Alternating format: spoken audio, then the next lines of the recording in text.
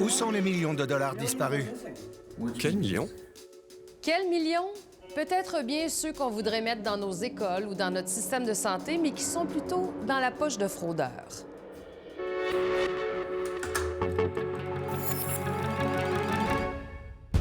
C'est un réseau qu'il faut chasser, un réseau de sociétés, un réseau de criminels qui est bien organisé, qui vit dans plusieurs pays. On a fait équipe avec nos collègues de CBC pour démasquer des escrocs aux quatre coins du monde qui fraudent le gouvernement canadien.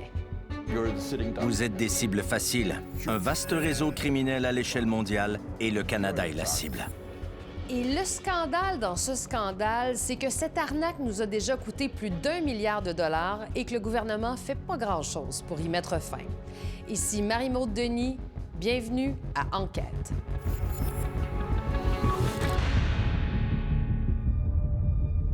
Voici la Banque du Canada, située en face de la colline parlementaire à Ottawa. C'est cette institution qui reçoit l'argent des taxes et impôts fédéraux des Canadiens, des fonds qui servent ensuite à payer des programmes sociaux et des infrastructures comme les ponts et les routes. De plus, c'est elle qui émet les billets de banque à travers un réseau bien sécurisé. Pas facile de cambrioler ces centres de distribution par les bonnes vieilles méthodes, comme dans les films. Qui sont les bons du trésor? Je vous répondrai pas, là. Mais pourtant, depuis des années, la Banque du Canada est la cible de vols à répétition commis par des fraudeurs qui ont trouvé une façon détournée de piller discrètement notre trésor public. Quand vous braquez une banque, vous y entrez avec une arme à feu, votre niveau de risque est très élevé. Mais ici, c'est un crime à très faible risque. Le gouvernement ne se rendra pas forcément compte que ces fonds ont été dérobés sous son nez. Et vous pouvez faire ça assis devant votre ordinateur. Des centaines de millions de dollars des contribuables disparaissent, souvent à l'insu des autorités, grâce à des stratagèmes frauduleux de remboursement des taxes de vente fédérales et provinciales, une fraude qu'on surnomme un carrousel.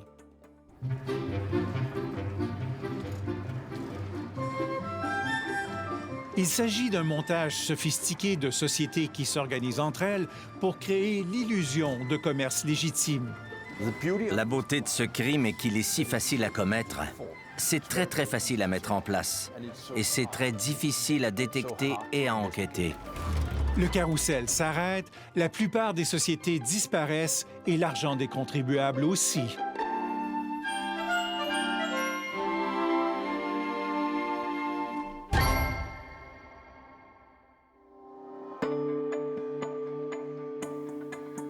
L'entrepreneur Samer Bichet a fait fortune en exploitant Iristel, une entreprise de télécommunications qu'il a fondée il y a plus de 20 ans.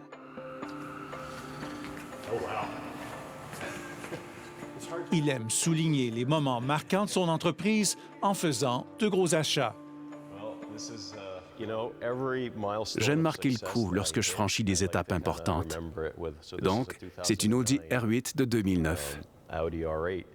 Pourquoi en 2009? Nous avons décroché un énorme contrat avec une grande entreprise américaine. Et c'était un moment dont je voulais me souvenir. Et le jet? Le jet, c'était une autre étape importante que nous avions franchie.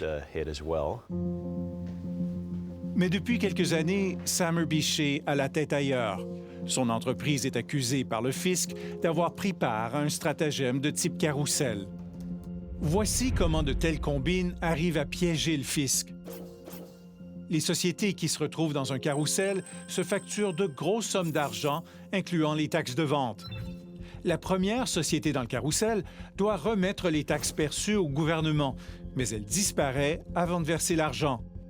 La dernière société canadienne du carrousel exporte le produit à l'étranger, une vente exonérée de taxes, puis réclame du gouvernement un remboursement pour les taxes qu'elle a payées à son fournisseur. L'État lui rembourse donc une taxe qu'il n'a jamais reçue. C'est ainsi qu'Iristel aurait obtenu un remboursement de 63 millions de dollars auquel elle n'avait pas droit, selon les autorités fiscales. L'Agence du revenu allègue qu'Iristel a sciemment participé à un subterfuge ou a fait preuve d'aveuglement volontaire et qu'elle a joué le rôle de banquier dans un stratagème visant à obtenir des remboursements d'impôts illégitimes. Sam Erbishay clame son innocence. Ils essaient de me dépeindre comme le cerveau derrière tout ça. C'est un non-sens. Si j'ai vraiment fait ça, pourquoi je n'ai pas les menottes au poignet? L'entrepreneur est aussi un pilote privé. Il entrepose son jet dans ce hangar de Mirabel.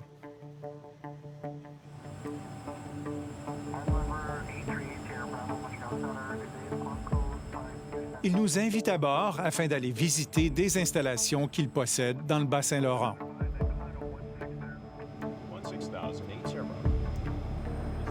On atterrit à Matane. C'est là que se trouve le siège social de sa filiale au Québec, les Télécommunications de l'Est. En 2018, Iristel a fait l'acquisition de cette entreprise familiale québécoise, fondée par Denis Gignac et gérée pendant des années par son fils Daniel. Iristel fournit aussi des services aux communautés du Grand Nord, des services qui pourraient être mis en péril, dit-il, si le fisc obtient gain de cause. J'ai mis sang, sueur et larmes pendant plus de 25 ans dans cette entreprise. On m'accuse de quelque chose sans aucune preuve. Sa filiale québécoise, elle aussi, s'est retrouvée dans la ligne de mire du fisc. Son directeur général à l'époque, Daniel Gignac, a été convoqué au bureau de Revenu Québec à Rimouski. Ce qu'ils m'ont dit, c'est d'ouvrir une enquête criminelle. Alors, ils m'ont rencontré dans cet aspect-là. Je crois qu'ils ont vraiment essayé de voir s'il y avait quelque chose quelque part et puis que j'allais casser en bon français là, pour donner certaines informations, mais j'en possède pas, donc. Puis ils ont décidé de fermer l'enquête. Selon l'Agence du revenu du Canada, l'entreprise de Matane faisait partie d'un deuxième carrousel, une combine de rechange si jamais le premier stratagème était démasqué. Des allégations que Daniel Gignac estime sans fondement. Chez nous, il n'y a pas de rôle et de deuxième et de backup. Là. Ça n'existe pas. L'Agence du revenu peut dire ce qu'elle veut, là, mais nous, c'est pas quelque chose qui existait. Là. Depuis notre tournage, Daniel Gignac a démissionné de ses fonctions et a quitté l'entreprise. Le grand patron, Sam Erbishay, réfute lui aussi les allégations des autorités fiscales.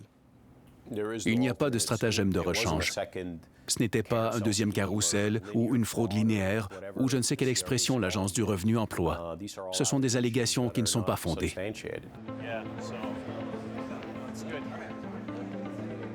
Comment Sam Erbishay s'est retrouvé dans une telle bataille avec le fisc? C'est ici que les affaires se brassent. Pour comprendre ce qui s'est passé, il faut plonger dans l'univers compétitif des télécommunications mondiales, où se brassent de grosses affaires lors de foires commerciales comme celle-ci au Maryland. C'est ici que Sam Erbishay et son directeur des ventes, Nick Petredis, nouent des liens avec leurs futurs fournisseurs et clients.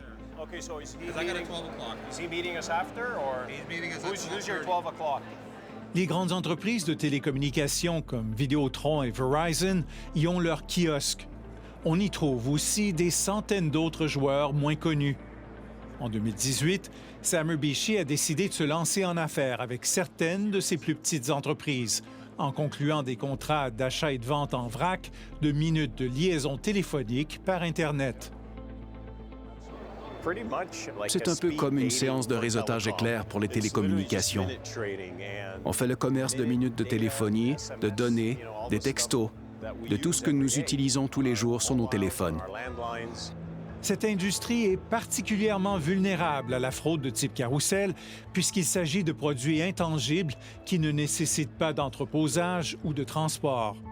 Un marché est un produit qui est assez abstrait, donc il est difficile à visualiser qu'est-ce qui se passe en réalité.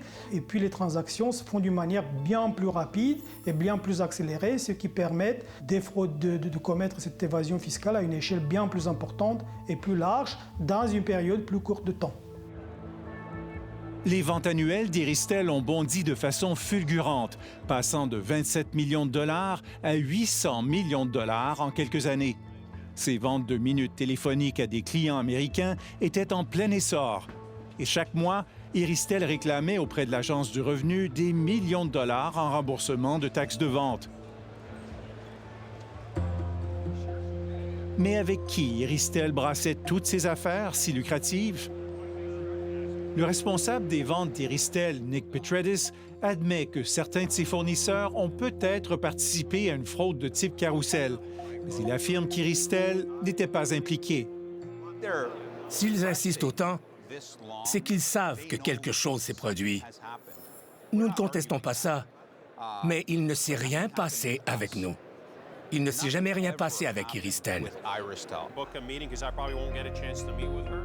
Selon l'Agence du revenu, non seulement des fournisseurs d'Iristel étaient dans le coup, mais ses clients aux États-Unis l'étaient aussi. Des clients qui soulèvent de nombreux soupçons aux yeux du fisc. Un de ses clients était Louis Ariola et sa compagnie LDI Networks, à qui Iristel a vendu plus de 120 millions de dollars en minutes de téléphonie. Louis Ariola, how are you, sir? I'm very good. Happy to be here. Louis Ariola s'affiche comme ancien cadre de l'entreprise de télécommunications AT&T et comme producteur de films. Mais en 2009, il a été condamné à 27 mois de prison pour une fraude impliquant de fausses entreprises de télécommunications. Puis en 2012, il a été accusé d'avoir pillé et détourné de l'argent d'investisseurs, un dossier par la suite réglé à l'amiable. Les détails de ce passé douteux sont accessibles en faisant une recherche sur Google. Nous n'avions pas la moindre idée qu'il avait fait de la prison et que ces choses-là s'étaient produites. Aucune idée. Quand je l'ai rencontré, il m'a dit qu'il était prêt à faire affaire avec nous plutôt qu'avec un de nos concurrents. C'est ce qu'on voulait entendre. Donc, la dernière chose que je vais faire, c'est une recherche Google pour vérifier s'il est un criminel. Nous ne faisons pas de recherche Google sur les propriétaires d'entreprises. Nous effectuons une vérification de crédit. Pourquoi feriez-vous une recherche Google sur quelqu'un? Je ne fais pas ça. Au retour, des sociétés bidons qui brassent des millions et des témoins qui ont peur. S'il vous plaît, dites-leur pas que je vous ai parlé. Pourquoi? Vous avez peur? Ils savent où je vis.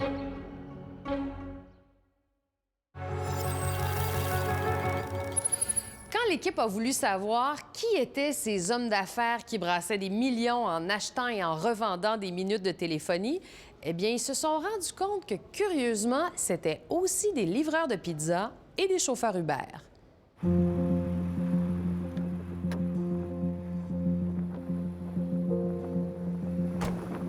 Samer Bichet est engagé dans une lutte acharnée contre l'Agence du revenu du Canada. Je vais me battre jusqu'à la fin. C'est sûr. Je n'ai plus rien à perdre. Je n'ai rien fait. Selon l'Agence du revenu, il a participé à un stratagème qu'on appelle un carrousel, de concert avec des fournisseurs et des clients. Il s'agit d'un réseau de sociétés faisant circuler de l'argent en boucle afin de tromper le fisc et l'inciter à verser des millions de dollars en remboursement des taxes de vente. Mais le PDG d'Iristel soutient que les autorités fiscales visent la mauvaise cible. Il assure qu'il n'était pas au courant de ce qui se tramait chez ses fournisseurs. J'ignore qui était en cause dans la chaîne d'approvisionnement. Ils disent que c'est 3 fournisseurs au-dessus de nous. Donc le fournisseur d'un fournisseur d'un fournisseur. Si le problème est là, il faut poursuivre ces gens et les traduire en justice. Avec nos collègues du Fifth Estate de CBC, nous tentons de retrouver les millions disparus. Nous allons découvrir que les fournisseurs directs d'Iristel étaient eux aussi problématiques.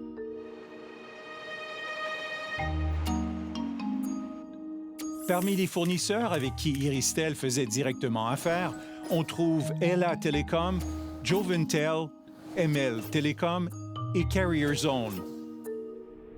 Le siège social de Carrier Zone est à Mississauga, en Ontario. Iristel affirme avoir acheté des minutes téléphoniques d'une valeur de 22 millions de dollars de Carrier Zone en 2019. Leur bureau se trouverait dans cet immeuble résidentiel. I'm trying to speak with Omran about Carrier Zone, a telecom company we own. Oh, hi there, Omran. Pas de chance, on nous affirme que Carrier Zone et son propriétaire Omran Abdous Salam ont déménagé. Oh, okay, because the thing downstairs still says Omran. Sometimes I receive letter in his name. Nous partons ensuite à la recherche du fournisseur ML Telecom, dont le siège social est aussi à Mississauga. En 2019, cette société aurait vendu à Iristel des minutes téléphoniques d'une valeur de 90 millions de dollars. L'adresse nous mène ici, mais ML Telecom aussi a déménagé. ML Telecom, their company is registered to this address? ML Telecom? They moved. 3-4 years ago. Oh, thank you, I appreciate it. Thanks for your time. Selon l'Agence du revenu, l'unique actionnaire de ML Telecom, Lenoy Xavier Anthony, est un chauffeur Uber et un livreur pour Skip the Dishes. Il n'a pas retourné nos appels.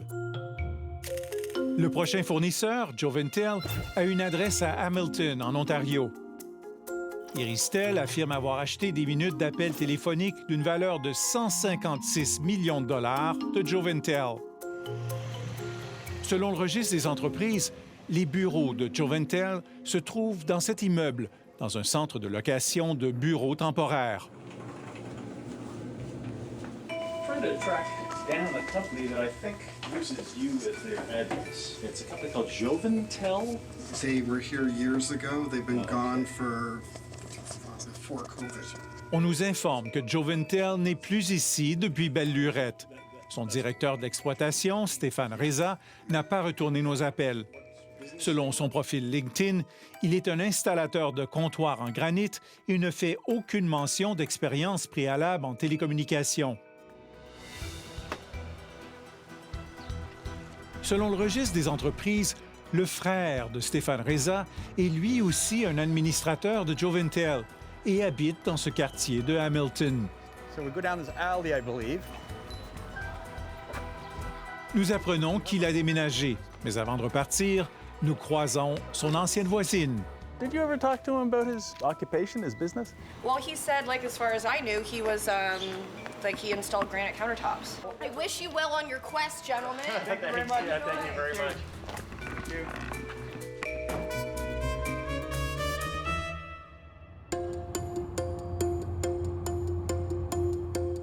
Le quatrième fournisseur, c'est Ayla Telecom, une société incorporée à London, en Ontario. Ayla aurait vendu à Iristel pour 16 millions de dollars de minutes téléphoniques en 2019. L'adresse du siège social se trouve dans un quartier résidentiel et nous mène à cette maison. Hello, Mr. Buck. Yes. Celui qui vient nous répondre, c'est un des actionnaires d'Ayla Telecom, Hassan Butt. It is complicated. Okay, yeah, so tell me about it. What are you guys looking for? Mais M. Butt était peu bavard, à part de nous dire qu'il a incorporé la société Ayla pour rendre service à une amie à l'étranger. L'Agence du revenu allègue qu'il était le dirigeant d'une société bidon. You know, I work like crazy, right? And I'm the one in trouble, unfortunately. It's sad, right? L'expert en fraude Marius Christian Frunza considère que ces sociétés éphémères et les compétences de leurs dirigeants auraient dû être un signal d'alarme pour Iristel. Il n'y a pas d'hasard dans ces affaires. Ces sociétés-là, ils n'ont pas d'historique. Ce sont des sociétés récemment créées avec des gens qui n'étaient pas experts du métier. C'était des gens qui étaient venus d'autres horizons. Samer Bichet affirme qu'il n'a rien vu de louche lorsqu'il a commencé à verser des centaines de millions de dollars aux fournisseurs que nous venons de visiter. L'Agence du revenu dit que leurs adresses sont dans des espaces de bureaux temporaires. Mais lorsque j'ai déménagé du sous-sol de mes parents, j'ai utilisé de tels espaces. Iristel avait une adresse comme celle-là. Il n'y a rien de mal à ça. J'ai commencé ma carrière à partir d'un petit appartement en n'ayant aucune connaissance en télécommunications. L'Agence du revenu considère que ces fournisseurs aux revenus modestes n'avaient pas de véritable activité commerciale et qu'Iristel n'a pas questionné leur capacité de réaliser des ventes de plus de 663 millions de dollars. Il s'agit évidemment de recruter des gérants de société qui peuvent être des gérants authentiques qui sont directement impliqués dans la fraude ou des gérants de paille qui sont, disons, le fait miroiter un salaire intéressant pour un travail qui ne nécessite pas beaucoup d'heures ou pas beaucoup d'implications. Et ça peut être des gens honnêtes mais qui sont menés dans cette affaire criminelle sans qu'ils sachent effectivement de quoi il s'agit-il. Les 4 fournisseurs d'Iristel achetaient leurs minutes de téléphonie auprès de 2 autres sociétés canadiennes, Envision Trading et Best Tech Networks, qui, elles, faisaient affaire avec un fournisseur unique, une société appelée Tello Networks. Grâce à une source confidentielle, nous avons réussi à obtenir des factures provenant de certains de ces fournisseurs. Et en analysant les fichiers de plus près, nous avons découvert des indices qui suggèrent l'existence d'un réseau organisé. Plusieurs factures émises par ces différents fournisseurs, qui sont en principe des compétiteurs, ont été créées par la même personne.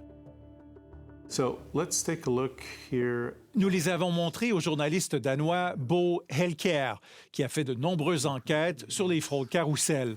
We've got an author here, Yorlena San. The other, same name. Same name.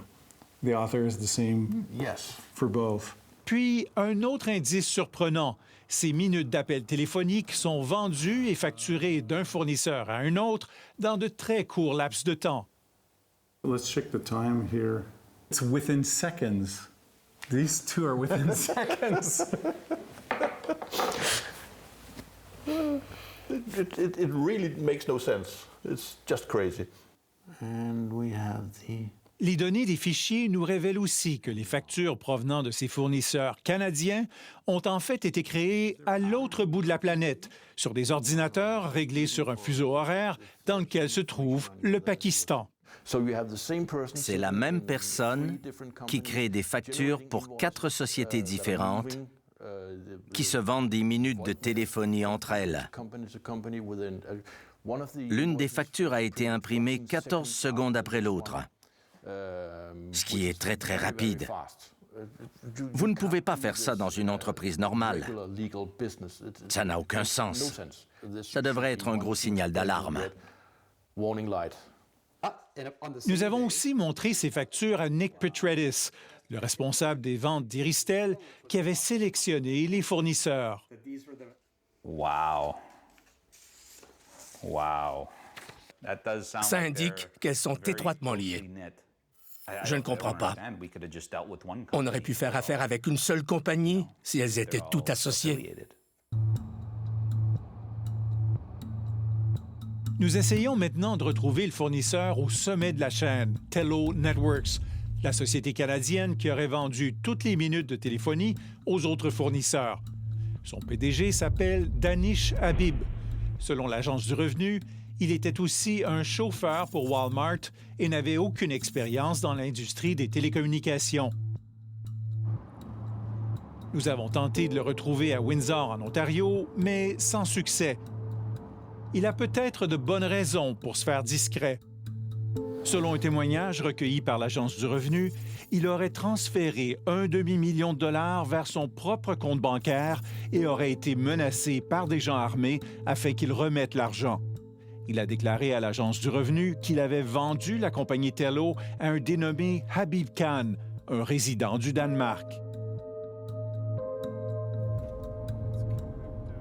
Puis, nous recevons un appel d'une personne mêlée au carrousel, nous suppliant de ne pas révéler son identité, car cette personne craint des représailles.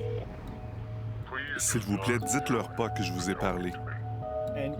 Pourquoi? Vous avez peur? Ils savent où je vis. Cette personne nous dit que nous cherchons au mauvais endroit, car les cerveaux de l'affaire seraient à l'étranger. Après la pause, alors que les Européens frappent fort, le Canada devient une cible de choix. Vous n'avez probablement découvert que la pointe de l'iceberg. Je suis furieux que ça se produise au Canada.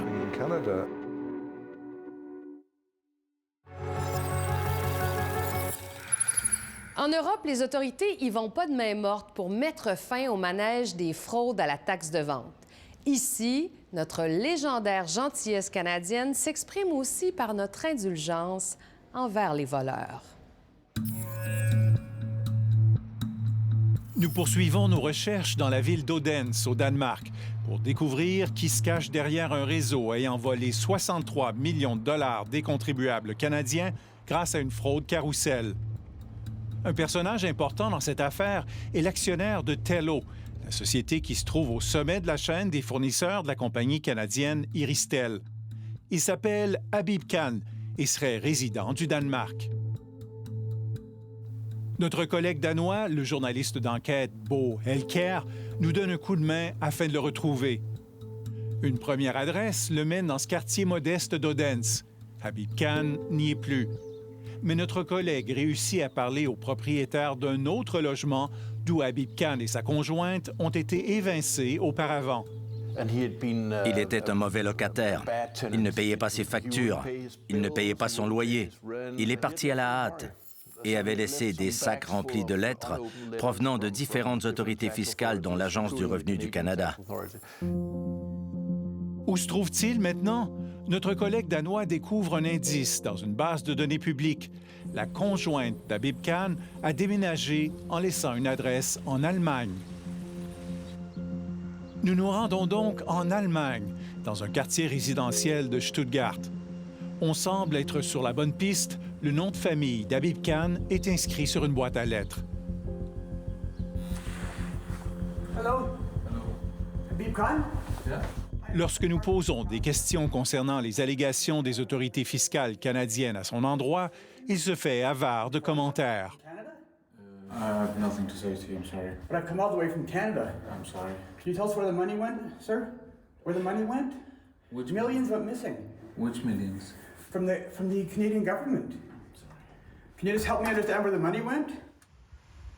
Habib Khan vit paisiblement en Allemagne sans avoir à se soucier des autorités canadiennes.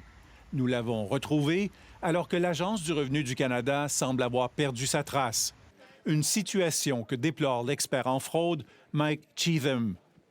L'Agence du revenu du Canada n'a rien fait, absolument rien, pour poursuivre ces gens. Il y a des traités d'extradition. Pourquoi n'essaie-t-il pas de retrouver ces criminels? Ici, en Europe, nous avons des lois sur les produits de la criminalité. Ils peuvent tout saisir. C'est un manque à gagner colossal pour l'État. Oui, 17 milliards d'euros échappent chaque année aux caisses de l'État, selon ce Si les efforts des autorités canadiennes pour endiguer ce problème sont jugés insuffisants, en Europe, c'est tout le contraire. Les sommes faramineuses dérobées des fonds publics ont incité les gouvernements européens à agir. Le parquet de Bruxelles l'a annoncé, l'État a perdu plus de 100 millions d'euros pour cause de prescription dans des dossiers de fraude fiscale extrêmement graves. Parmi ces fraudes, le fameux carrousel à la TVA. De plus, la fraude de type carrousel est un des moyens employés par le crime organisé afin de garnir ses coffres avec l'argent des contribuables. On y retrouve la mafia italienne, des gangs criminels d'Europe de l'Est, des gangs de motards comme les Hells Angels, des acteurs de toutes sortes du crime organisé qui se sont lancés dans ces transactions et ont commencé à voler l'argent du gouvernement. Les autorités européennes n'y vont pas avec des gants blancs. Policiers fortement armés, perquisitions, arrestations et saisies, des fraudeurs menottés et inculpés. Voilà comment Europol a démantelé un tel réseau en 2021. Les autorités européennes ont aussi resserré les lois afin de prévenir la fraude carrousel. Au Royaume-Uni, les fournisseurs dans certaines industries les plus vulnérables, comme les télécommunications, ne sont plus responsables de collecter les taxes de vente et ne peuvent donc plus réclamer de remboursements frauduleux. De plus, les entreprises britanniques sont tenues de faire des vérifications des antécédents de leurs fournisseurs et de leurs clients. Le cas d'Iristel, vu sous l'angle des normes européennes, serait problématique. Il y aurait des signaux d'alarme partout. En Europe, vous devez rendre visite à vos clients et vos fournisseurs, les rencontrer en personne, prendre des photos d'eux, parce que c'est ce que vous devez faire. La loi l'exige, mais ce n'est pas une exigence au Canada. Cela devrait certainement l'être maintenant. Puisqu'en Europe, les fraudeurs font face à une réglementation plus sévère et des peines d'emprisonnement, le Canada devient pour eux particulièrement attrayant. Certaines personnes au sommet de ces organisations ont été condamnées à des peines de prison. Ils ont donc déménagé vers des zones plus sûres. Ils ont trouvé des endroits où ils ne seront pas importunés par les autorités, comme le Canada. Vous êtes des cibles faciles. Un vaste réseau criminel à l'échelle mondiale et vous êtes la cible.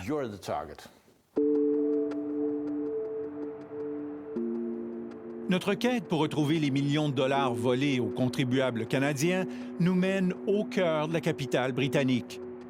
Un résident de Londres, Amir Agha Zahour, jouait un rôle important dans le réseau des fournisseurs liés au stratagème. Selon l'Agence du revenu, il recrutait des pions au Canada et leur donnait la marche à suivre. Hello. Hi.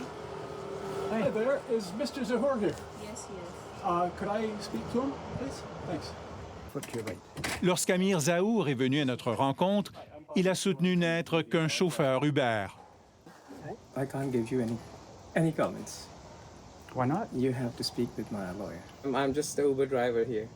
You're an Uber driver? Yeah. If I say anything, anything goes against me right now, it's better you should, contact with my solicitor. Par la suite, l'avocat criminaliste d'Amir Zahour nous a répondu qu'à sa connaissance, son client ne faisait pas l'objet d'enquêtes criminelles au Canada et qu'il ne ferait alors aucun commentaire. Combien d'autres carrousels comme celui-ci sont en train de siphonner le Trésor public canadien? Vous n'avez probablement découvert que la pointe de l'iceberg. Je suis certain que ce type de fraude continue d'être perpétré au moment où on se parle. Ça représente combien de chirurgies cardiaques, combien de traitements contre le cancer? J'ai une formation médicale. Je suis furieux que cela se produise au Canada.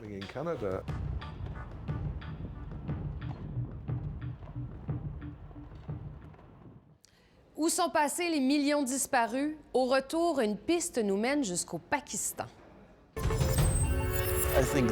Je pense que l'argent qui a été volé au Trésor canadien est perdu. Il a disparu. Vous n'allez pas le récupérer. L'argent a disparu.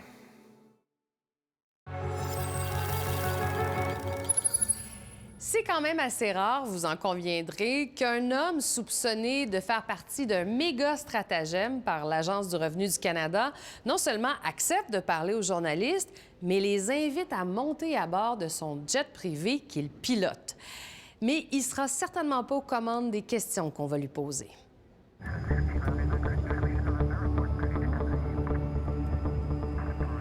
Le grand patron de la compagnie Iristel, Samer Bichet, traverse des zones de forte turbulence dans ses relations avec les autorités fiscales qui allèguent que son entreprise a participé à un stratagème de carrousel. L'Agence du revenu exige qu'il remette à l'État 63 millions de dollars que son entreprise a reçus en remboursement des taxes de vente, un remboursement jugé illégitime par le fisc. Samer Bichet refuse de remettre les fonds et aurait déclaré au fisc que son entreprise était au bord de la faillite. Mais l'Agence du revenu estime qu'Iristel n'agissait pas comme une entreprise en difficulté financière. En 2019, Iristel a constitué une flotte de voitures de luxe, dont 2 Jaguars, une McLaren, 2 BMW et une Porsche. Samer Bichet a reçu plus de 2 millions de dollars en remboursement d'un prêt d'actionnaire et Iristel a acheté un jet de 7 millions de dollars.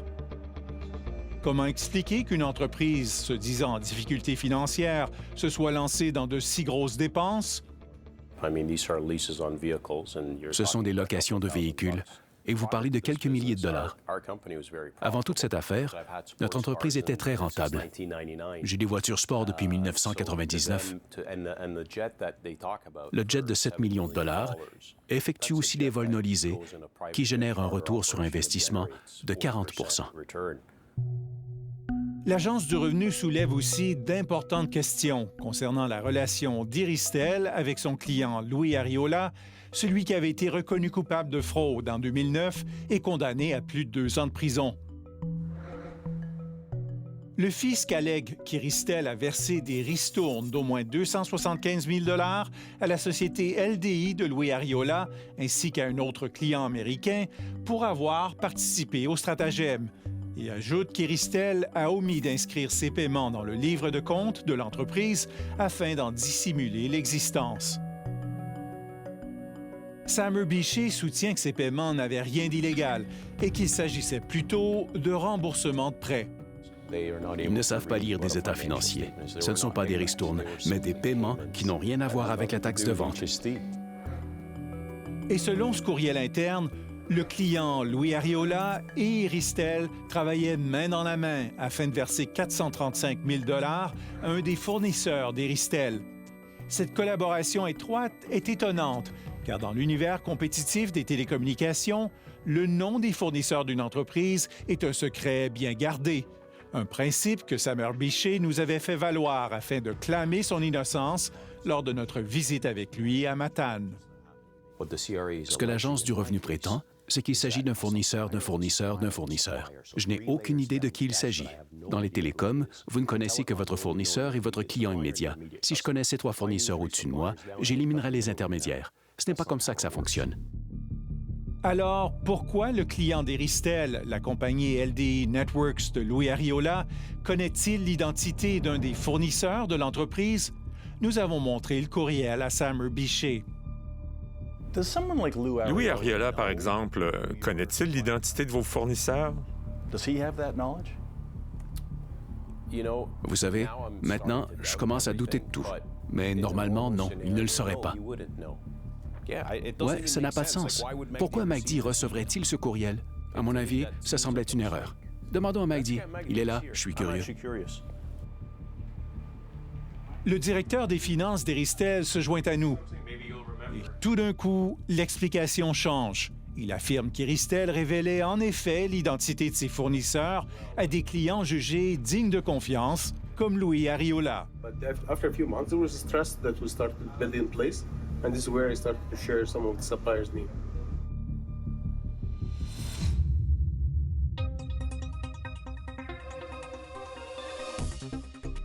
De plus, en 2019, Iristel et ses fournisseurs ont simultanément décidé d'effectuer leurs transactions sur une obscure plateforme de paiement par crypto-monnaie, Tele-Escrow. Le mot escrow en anglais signifie un dépôt fiduciaire. Hi, I'm your guide to using Tele-Escrow. Selon l'Agence du revenu, l'emploi de Tele-Escrow visait à faire croire au fisc que des paiements étaient effectués entre Iristel, ses fournisseurs et ses clients. Celui qui a mis sur pied Tele-Escrow et sa crypto-monnaie est nul autre que le fraudeur Louis Ariola. Il n'y a pas 36 000 possibilités pourquoi ils ont choisi ces plateformes plutôt que la banque. Ils utilisent ces plateformes de paiement afin de faciliter leurs transactions et de ne pas être, disons, surveillés par les autorités financières d'un pays.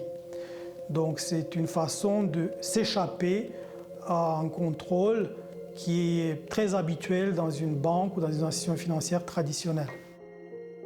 Par ailleurs, Tele-Escrow s'est retrouvé sur la sellette aux États-Unis concernant des transactions douteuses impliquant d'autres entreprises. Un syndic de faillite a déclaré que Tele-Escrow était conçu pour frauder, faisait partie d'une organisation criminelle sans aucune activité commerciale réelle et que Louis Ariola et d'autres chez Tele-Escrow ont comploté pour fabriquer une fausse entreprise pour perpétrer une fraude massive contre des institutions bancaires. Nous avons tenté de joindre Louis Ariola, mais il ne nous a pas répondu. J'ignorais qui étaient les partenaires de Louis Ariola, avec qui il faisait affaire, avec qui il couchait. Ce n'est pas de mes affaires. Et c'est très injuste de dire, après 4 ans, « Eh bien, vous auriez dû savoir ceci, et j'aurais dû savoir cela.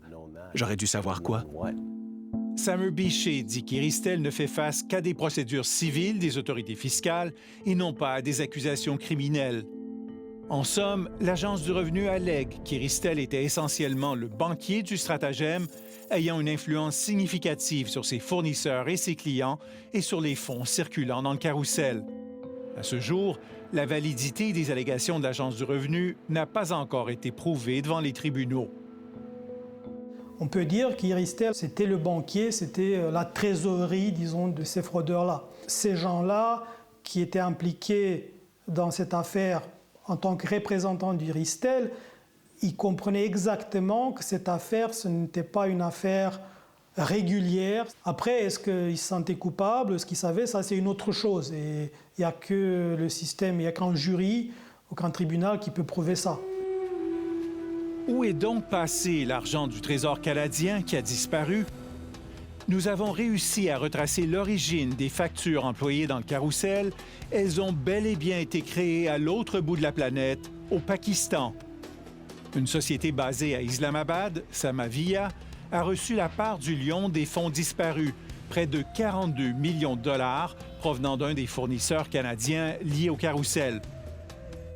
Nous avons tenté de joindre le fondateur de Samavia, Mohammad Atif, mais il n'a pas répondu à nos questions. Les autorités fiscales canadiennes ont-elles tenté de récupérer ces millions de dollars transférés à l'étranger? L'Agence du revenu du Canada et le cabinet de la ministre du Revenu national ont décliné nos demandes d'entrevue.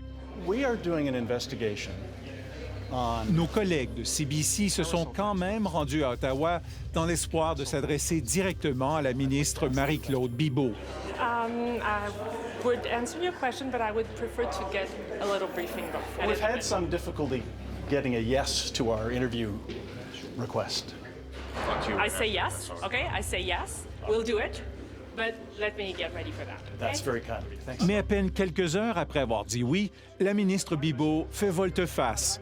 Elle annule l'entrevue, puis nous fait parvenir un courriel où elle dit que le combat contre ces stratagèmes prend beaucoup de temps et de ressources, mais assure que l'Agence du revenu mène une lutte plus agressive en améliorant son approche de vérification et ses outils d'évaluation du risque. Pour l'instant, Ottawa semble tourner en rond, impuissant à retracer les fonds dérobés et à mettre fin à un manège qui rapporte gros aux escrocs. L'argent a quitté votre pays.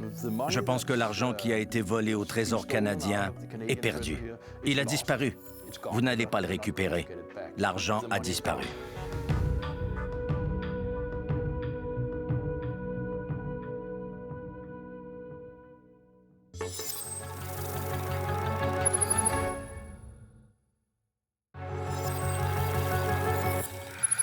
J'espère que vous avez apprécié notre reportage de ce soir. Au nom de toute l'équipe, merci beaucoup d'avoir été là. Je vous donne rendez-vous la semaine prochaine pour une autre enquête.